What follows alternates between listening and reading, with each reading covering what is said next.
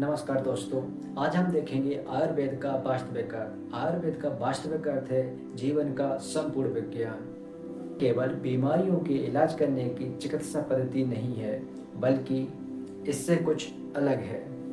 यह केवल बीमारियों का इलाज करने की चिकित्सा पद्धति नहीं है, बल्कि स्वस्थ, सुखी और लंबा जीवन जीने का एक विज्ञान है। दोस्तों, जब हम आयुर्वेद शब्द सुनते हैं तो हमारे दिमाग में सबसे पहले जड़ी बूटियाँ, काढ़ा, पुरानी चिकित्सा पद्धति ही हमारे दिमाग। लेकिन क्या आप जानते हैं आयुर्वेद का असली मतलब केवल बीमारियों का इलाज करना नहीं है। इसका सच कुछ और है। आयुर्वेद की आत्मा को समझने के लिए चरक संहिता का यह श्लोक समझना बेहद जरूरी है। हिताहितं सुखं दुःखं आयुत्सय हिताहितं मानव च तच्चोत्रोक्तम् आयुर्वेदा सा उच्यते। आइए अब हम इस श्लोक का अर्थ समझते हैं। हितायु यानी कि जो समाज के लिए हितकारी हो। हमें केवल अपना नहीं सोचना है, समाज के बारे में भी सोचना है।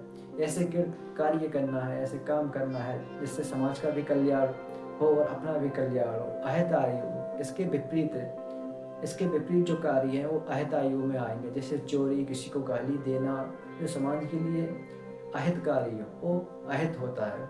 ठीक है। इसके बाद हम देखेंगे सुख यानी कि जो हमारे शरीर को स्वस्थ प्रदान करे और मन सुखी रहे, इसे हम सुखायु बोलेंगे। दुखायु इसके विपरीत दुखायु होगा, जिससे कि मन में हमारे अशांति रहे, मन विचलित रहे और हमें कहीं शांति ना मिले।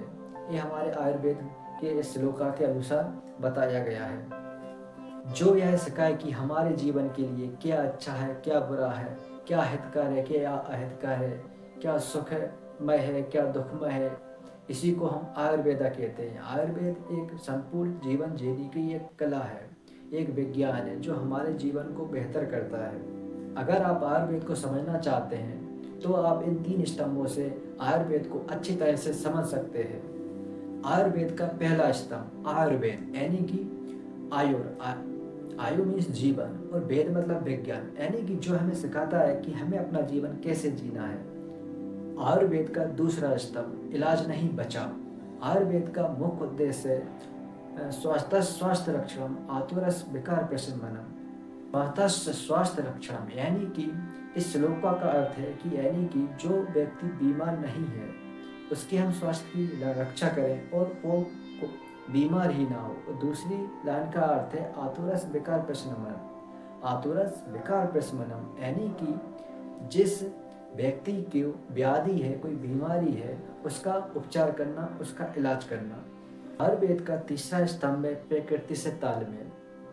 संसार में जितनी भी भौतिक वस्तुएं हैं वो हमारे पंच महाभूतों से बनी है। हमारा शरीर और बाहर का जितना एनवायरमेंट का जितना भी चीज़ है वो पंच महाभूतों से बनी है।